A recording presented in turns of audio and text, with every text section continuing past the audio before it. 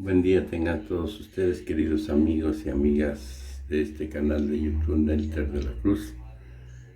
Por ahí les pedimos que nos apoyen con su like, aquí abajo en la campanita, échenos la mano. Pues proseguimos. Vamos a quitar el recuadro. Empezamos.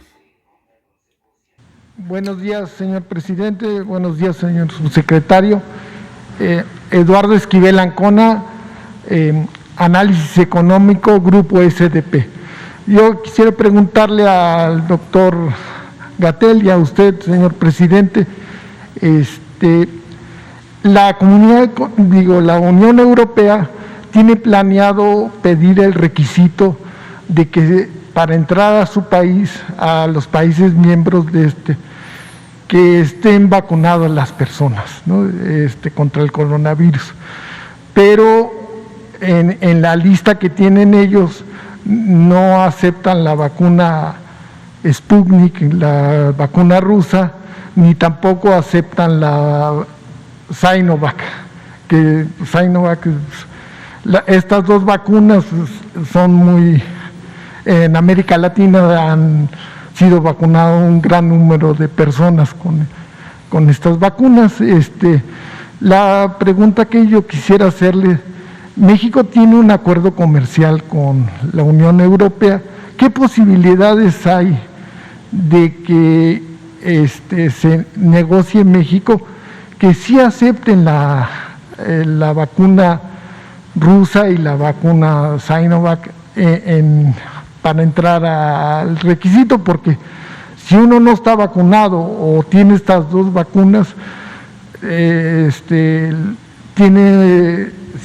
si uno quiere ir a algún país europeo, tiene que esperarse 21 días de estar aislado y se vuelve un problema. Y yo creo que ellos pierden y México también pierde negocios. Hay personas que van a hacer negocios y no se pueden esperar 21 días de estar ahí en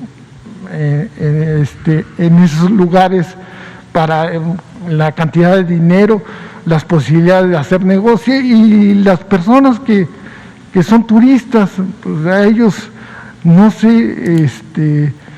Yo creo que todo eso se tiene que ir ya normalizando, porque en general está bajando el número de contagios, es mundial.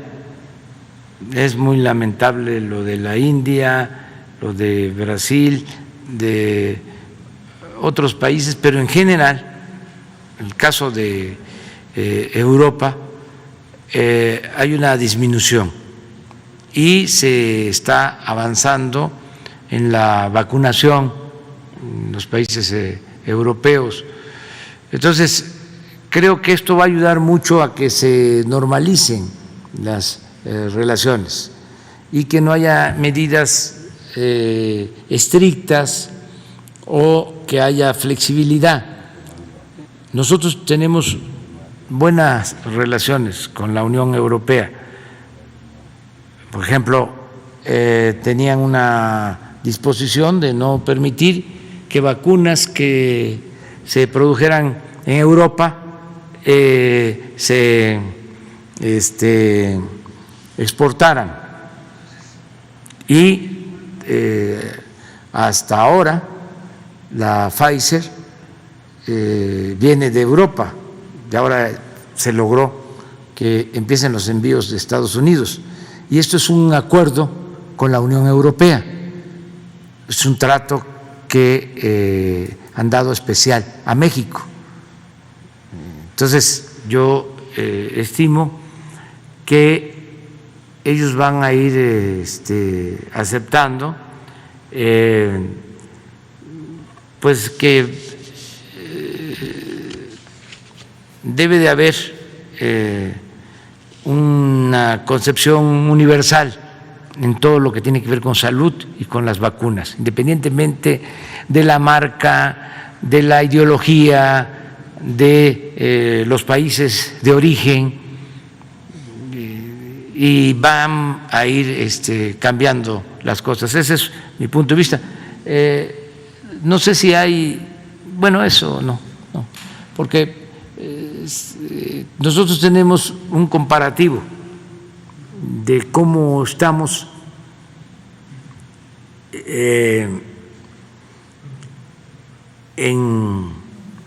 afectados por la pandemia con relación a otros países. ¿Sí? Y una de las cosas que estamos viendo es que están bajando no solo contagios, sino lo más importante, fallecidos, casi todos los países del mundo. Por ejemplo, han bajado los fallecidos en España, en Alemania, considerablemente. Estados Unidos también está logrando, ya por efectos de la vacunación, reducir su tasa de mortalidad por COVID. Nosotros también. Acuérdense de que sostuvimos que íbamos a vacunar a adultos mayores primero, porque eso nos garantizaba disminuir la tasa de mortalidad de adultos mayores hasta en 80%. Eso es lo que nos comunicaron los especialistas, los técnicos, los científicos. Entonces, eso nos da tranquilidad. No podemos, desde luego, confiarnos, pero entre más avancemos en la vacunación, mejor. Y yo no sé si tengas tú algo que agregar sobre esto de la Unión Europea. Un par de elementos, presidente, si me lo permite. Desde el punto de vista técnico de la salud pública, existe un soporte a esta perspectiva político-diplomática que está explicando ampliamente el presidente. Y básicamente consiste en lo siguiente: para que una intervención de salud pública sea útil, lo que se requiere es sobre todo consistencia en esa medida. ¿A qué me refiero? Si las vacunas son eficaces, está documentada su eficacia a partir de los ensayos clínicos, en algunos casos ya se está documentando su efectividad, es decir, su beneficio en condiciones reales, no tendría por qué esa medida excluir a las vacunas o a las personas vacunadas con intervenciones efectivas. Entonces, ahí, si esto se plantea de esa manera, habría una inconsistencia técnica, porque se preferiría a unas vacunas sobre otras, a pesar de que la ciencia demuestre que son equivalentes. Y eso, desde luego, reduciría las oportunidades de la Unión Europea o cualquier otra zona del mundo o país específico de tener una normalización de sus actividades económicas, sociales, de comercio, etcétera, a partir de la medida de salud pública. Entonces, también, insisto, la perspectiva de salud pública también indicaría que no hay una razón por la que se deba preferir unas vacunas sobre otras, cuando en condiciones iguales, en condiciones de estándares científicos, demuestren ser igualmente eficaces. Otra pregunta. En enero de este año, el gobierno dio de baja o canceló una empresa filial de Pemex que se llama PMI, que se llamaba PMI Holding o algo así. Esta empresa tenía un funcionamiento muy raro. Esto se hizo a finales de los 80 por Pedro Aspe Armella. Esta empresa era una filial de Pemex que tenía la misión de bajar la carga fiscal. No tenía empleados, pero ese sí, llevaba todas las negociaciones de Deer Park. O sea, ellos fueron los que adquirieron la mitad de la refinería de Deer Park en Texas. Ellos eran los que negociaban cuántas barriles de petróleo de Maya, de tipo Maya, se llevaban allá y se regresaba ese petróleo con gasolina, pero se vendía, aunque éramos socios, el precio que se le daba a México pues era el precio internacional, no había ningún precio extra. Y hay la sospecha de que esta empresa que manejaba millones y millones de dólares, ponía ese dinero en paraísos fiscales. Hubo denuncias, se hizo un arqueo, una auditoría a esta empresa que no tenía empleados, que podríamos decir que es fantasma. Esa sería la pregunta, se dio de baja, pero se hizo una auditoría después de tantos años de estar esta empresa manejando millones de dólares con poca transparencia y este dinero muchas veces no llegaba a las arcas de la Secretaría de Hacienda. Sí, estamos limpiando Pemex de corrupción y estamos revisando contratos y se va avanzando, pero todavía no terminamos porque fue mucho lo que hicieron de daño, es mucho el daño causado en el periodo neoliberal a Pemex y a la Comisión Federal de Electricidad. Por ejemplo, ya resolvimos lo de Odebrecht, que fue, vamos a decir, ventajoso o justo para la hacienda pública, porque imagínense, el acuerdo que habían firmado era que Pemex le vendiera gas a Odebrecht con un subsidio del 75% de su costo en el mercado, 75%. Entonces, eso ya se resolvió. Ya resolvimos lo de la planta de fertilizante con el acuerdo de devolución de 216 millones de dólares, que eso también, otro contrato manchado por la corrupción. Ya resolvimos el darle continuidad, que estaba enredadísimo, era una maraña, lo de una planta coquizadora en Tula, que también había participado Odebrecht.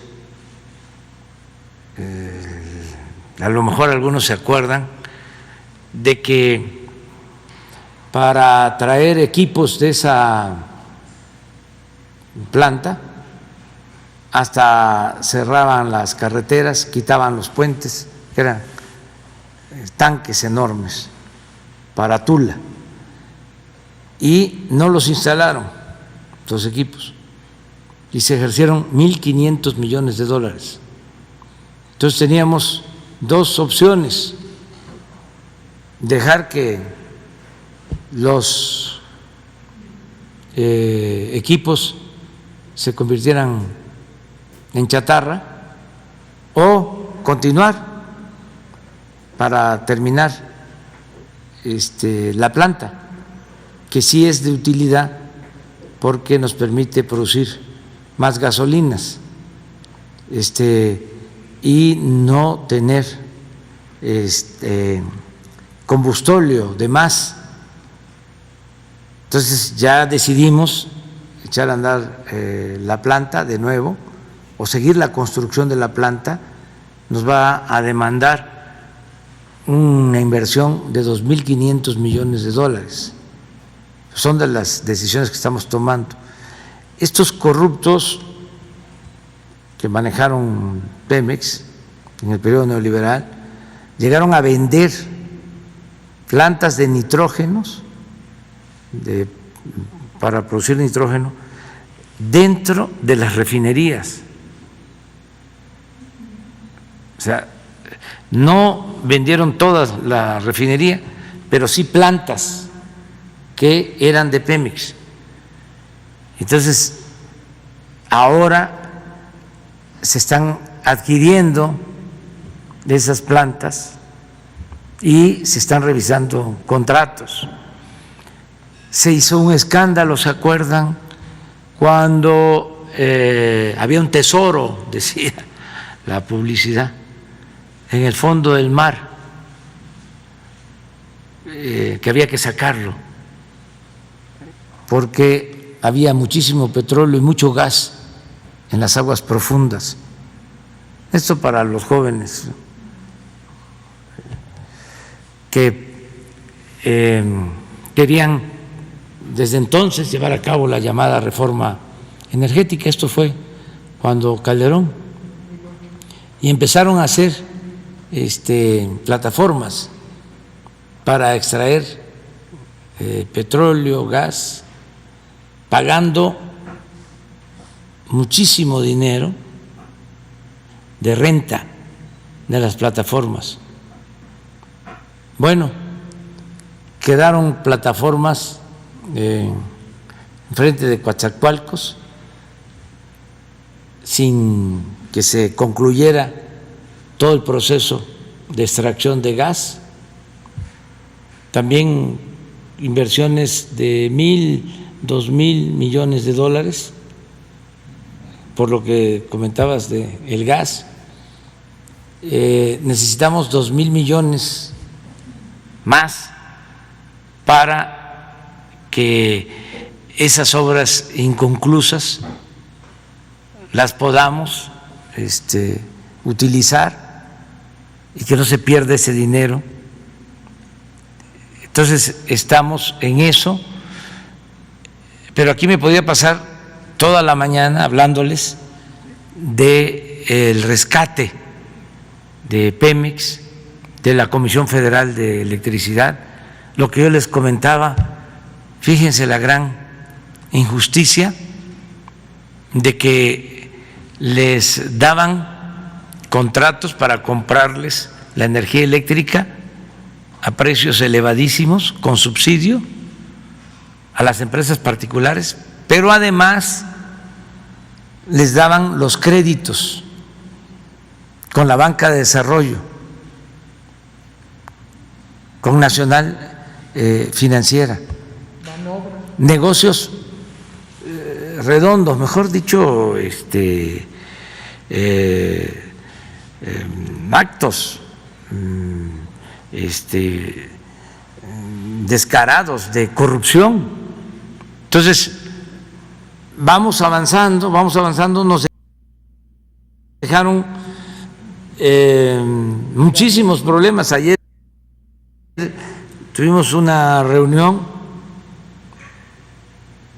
porque les voy a mostrar algo, porque quiero que la gente se vaya enterando cada vez más de el terrible daño, el tremendo daño de la corrupción. A ver si podemos poner la lámina de la importación de gasolinas. Son dos, de gasolina y de diésel, por las aduanas. Todavía no terminamos de limpiar las aduanas. Señor presidente, ¿y cómo sería la relación ahora que ya no existe PMI entre Pemex y Deer Park? ¿Cómo se va? Porque estamos atendiendo ese asunto, porque en efecto, esta fue una refinería que se construyó en el tiempo de Salinas y en vez de hacerse aquí, se hizo en Texas. Y Pemex aportó el 50% y Shell el otro 50%.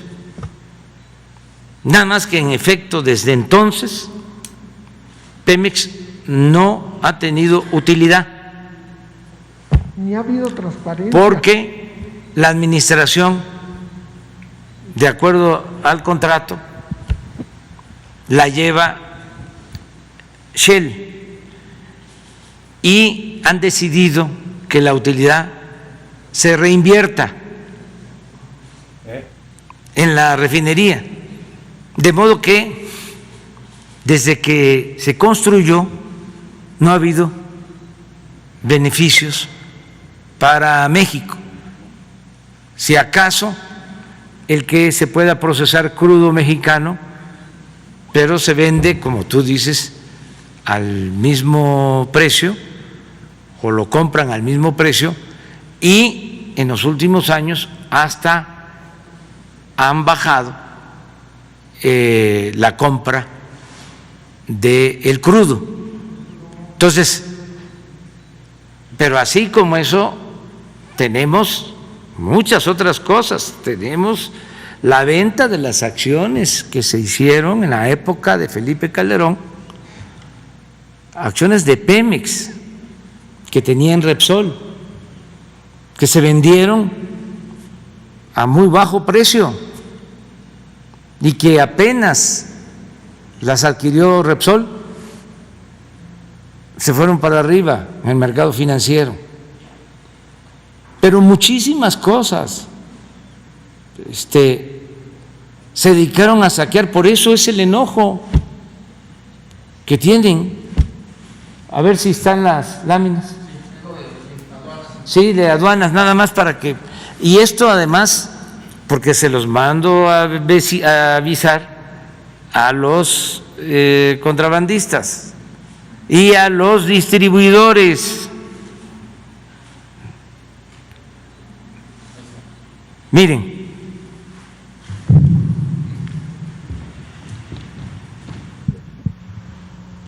el 2 de marzo mandos militares quedaron al frente de la Administración de Aduanas para frenar el contrabando fiscal.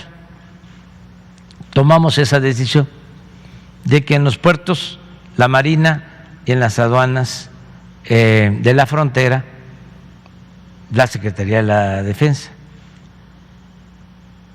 Como resultado, se estima que durante el mes de marzo las ventas de gasolinas y diésel incrementaron 47.8 millones de barriles diarios, lo que representa 6.7 de las ventas totales.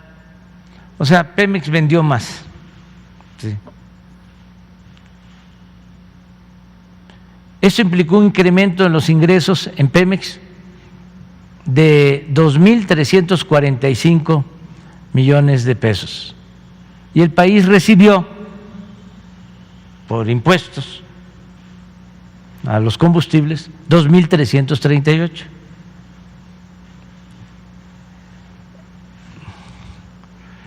Todo esto porque se evitó el contrabando de gasolinas y de diésel.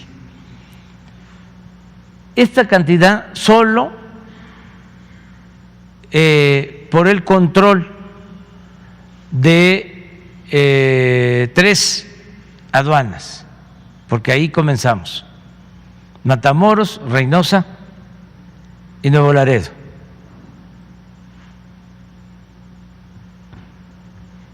Eso es lo que tenía estimado Pemex y esto es lo que sucedió.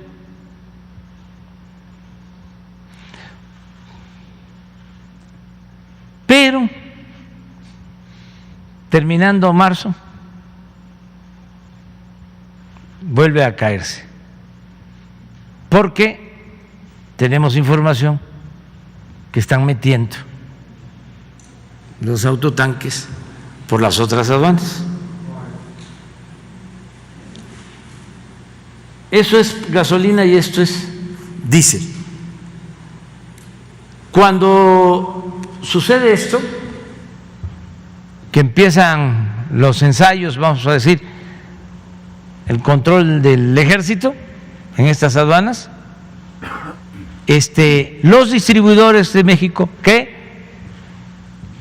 recibían gasolina y diésel de contrabando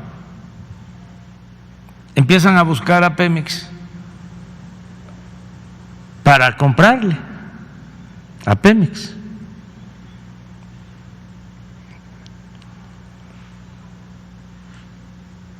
Y estuvieron comprando. No lo hacían, tenía tiempo. Pero como le sacan la vuelta, vuelven otra vez a comprar gasolinas y diésel de contrabando. ¿Qué les comento a los distribuidores? Que no están haciendo bien,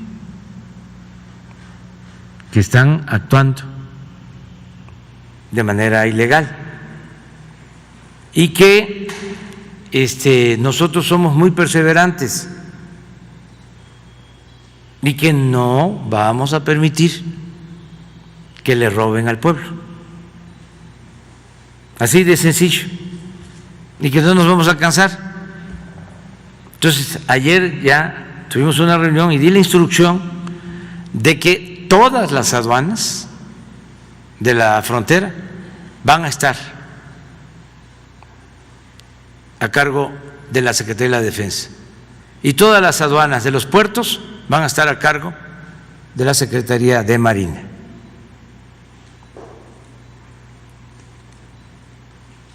Pero no solo es este contrabando, es todo lo que entra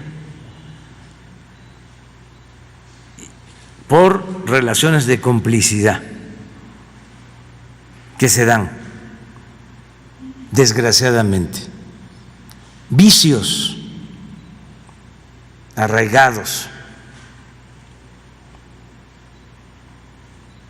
en aduanas y así en otras partes del gobierno. Pero todo depende de que no nos cansemos, que sigamos limpiando de corrupción al gobierno, aunque se enojen los corruptos. Ahora están desatados. Roberto Madrazo, Diego Fernández de Ceballos, puras finísimas personas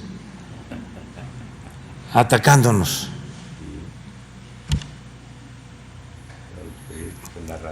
Sobre todo porque vienen las elecciones y le están subiendo el volumen, están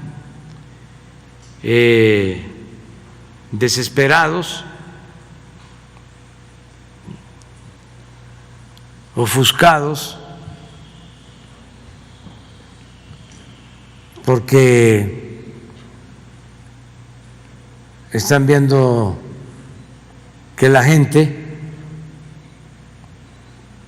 pues ya ha tomado conciencia, cosa que me da muchísimo gusto, mucho gusto, de que la gente cada vez está más despierta. Entonces,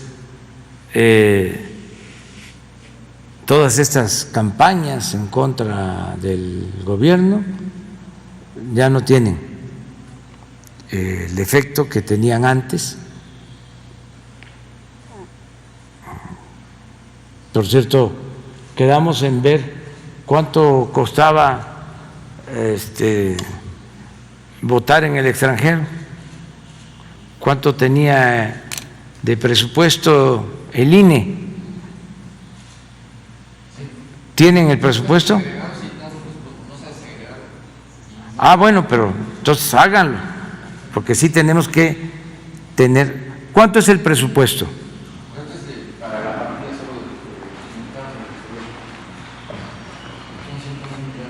¿Cuánto? 111 millones.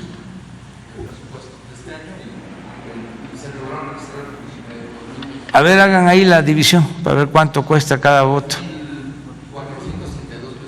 3.434 pesos por voto. Si votaran todos.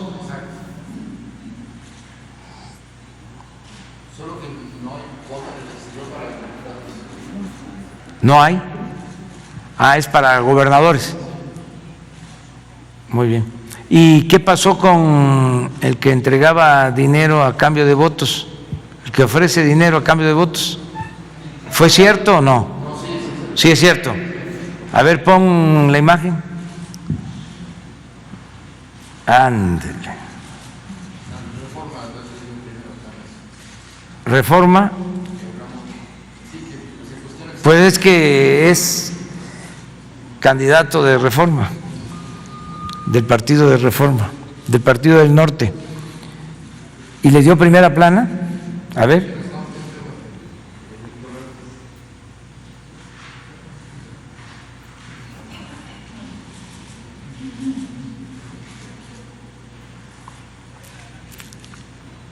A ver a la gente,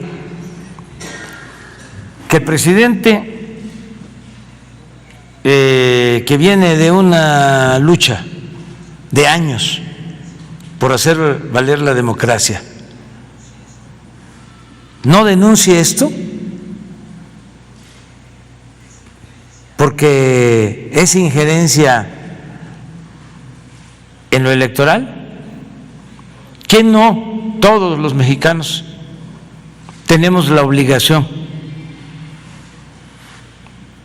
de hacer realidad la democracia.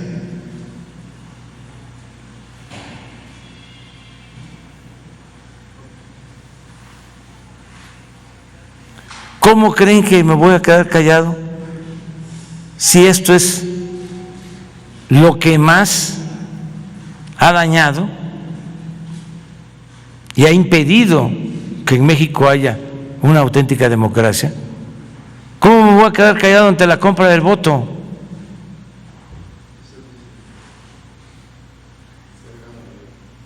Eso es lo que dice el Reforma. Pues no, sea del partido que sea, si hay acciones fraudulentas, se tienen que denunciar. Si no, ¿para qué se reformó la Constitución? Con el propósito de que el fraude electoral sea considerado delito grave. ¿Para qué tenemos la Fiscalía Electoral?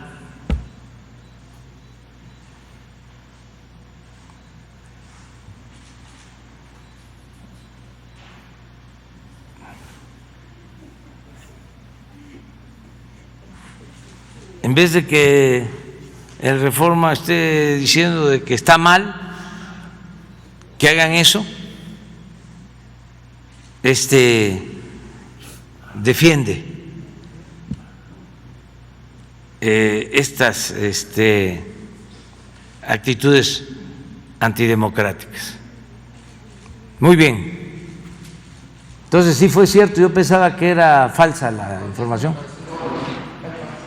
Y hay más, sí, y hay que denunciar la entrega de despensas, la entrega de dinero, las amenazas, todo. Todos tenemos que ayudar.